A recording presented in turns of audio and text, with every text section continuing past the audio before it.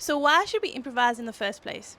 So I don't know if you're familiar with the story of Abraham, but he's like one of the original guys who was told, Lech lecha, go out, leave everything you've known before, leave the land you come from, your father's house, everything, and just go on this journey to the land that I will show you along the way, to the land unknown. And he goes out and he listens to the call. Along the way, he's also in this direct conversation with God. And he's receiving this message over and over again that says he's going to be a father of many nations. He's going to have as many children as the stars in the sky and as of the specks of sand on the seashore. Yet he's married to Sarah. And Sarah is barren. And they haven't had any children. So I've been thinking, what was that like for him to like receive this message, to know this message like over and over again, but there's no evidence of how that's going to happen in his life. And his wife is barren.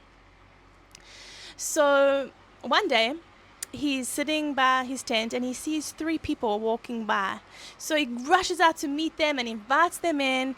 And while he's washing their feet and Sarah's in the back making some food for them, they tell him that they are angels and they've come to give him some messages. And one of the messages is that this time next year, Sarah is going to be pregnant and she's going to have a baby. And Sarah overhears this in the background and she's like, what? Like, how is that going to happen? She starts laughing, okay, because she's like, dude, I'm old. They were like in their 80s and 90s. You know, they were old. She's past her childbearing years. She hasn't had any children until now. So what would make her think that it was possible for her to still have children? So she laughs, and she's even called out for it. They're like, hey, why are you laughing? She's like, I didn't laugh. And lo and behold, a year later, she gives birth to a baby boy. And they call him Isaac, Yitzchak. And that comes from the word tzchok in Hebrew, which is laughter. So one of the reasons to practice improvisation is for more opportunities for laughter. Because when something unexpected happens, that's not in our plan, not in our conception of how things are going to go, we laugh. And isn't that what laughter is? It's something's going a certain way and then there's a sudden like shift in another direction that's unexpected and that's funny and we laugh.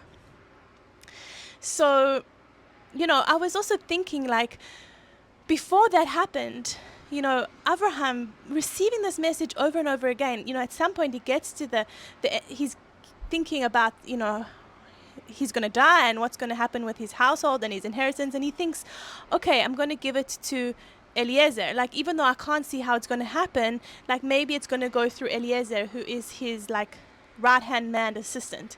And God reassures him like, no, like it's not going to happen like that. There's, you're gonna have a baby. And he's like, okay. And we also see, though, like I was thinking about how when we try to make plans, when we see that something isn't, we've been promised something, we know something, but we don't know how it's going to happen, we can start like interfering and meddling and starting to make plans. Be like, okay, it's not happening like this, so this is how we're going to make it happen. And I think that we see this with Sarah. Sarah, who knows that this is a prophecy and what's being promised, yet she's barren.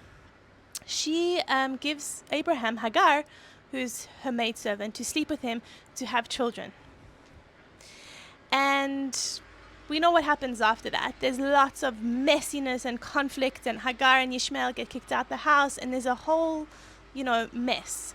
And I think that's an example of like, what happens when we start to meddle with things and we think like, okay, it's not happening like this, so I'm going to make a plan and we're going to make it happen like this.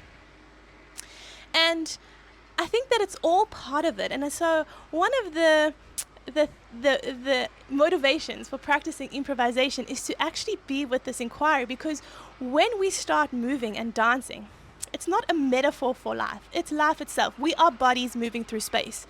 So when we start to practice, what is our relationship with ground, with gravity? And we're exploring these physical forces that are acting with us and upon us, like gravity, a sense of gravity, sharing our weight, levers, friction, momentum, all these things. we are actually coming into that direct conversation and relationship. Then we can also be available to hear like all the things that have been promised to us, but also we come up in contact with our patterns. We come up in contact with our planning, our motor plans. So we have certain movements and patterns of movement that come around again and again. Even certain fixations, like I keep coming to a certain pose, and I keep I'm moving around, and then I come back here again and again. So sometimes we even notice these fixations that come up. But instead of trying to change them, we can be perhaps in the enjoyment of that movement through space. And when we are, I think then, when we're lucky enough, hopefully, we can be kissed by the angels of improvisation. And sometimes something totally unexpected can happen. Some kind of dance and movement happens that we could not have planned. Options open up for us, new possibilities. And that's another reason why I think improvisation it's so important for us to practice, because it's being in the dialogue and conversation and research of the possibility of something new to happen. And so that's also a miracle. For something new to happen is a miracle. And it makes me think also of Maya Angelou and what she said to Oprah. She said, "I come as one, but I stand as 10,000. She says to Oprah, "You've been paid for." And I think, like, as we stand here in this moment of time, with all that has happened before us, all of our ancestors, all of their prayers and hopes and wishes and longings, here we stand with all of that now. And what has been promised to us? What do we know inside? Even if we can look at it and we're like, I don't know how that's going to happen, and I don't have any evidence to see, but like, there's a knowing of this promise that keeps coming back again and again. Longings of prosperity, of peace, of love, of pleasure, of enjoyment.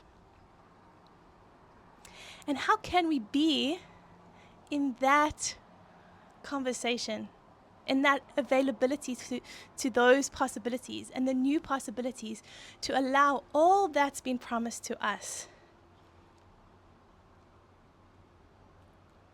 Yeah. Yeah, so thank you for listening to this video. I guess at this point I tell you some of my offerings. So two things. I have an Elul offering right now. Elul is the name of the month that we're currently starting today, actually. Today is the new moon, Rosh Chodesh Elul. And it's a container where I will be sharing some more embodiment practices and movements, also with Torah and Kabbalah and all the things I've been inspired by. Anyway, there's lots of information there, and I'm going to put all the links below, and you can go check things out if you want. And another way is I am an organic intelligence heart coach, and one of our mantras in organic intelligence is the plan is improvisation. And so if you're interested, I offer these post-trauma growth coaching sessions, and we are in this exploration in a full physiological, biological sense of how we can create those conditions for what our body wants to do, which is heal and grow and prosper. So, yeah, I hope that you check it out, and thanks for listening, and Chodesh Tov. Happy New Moon.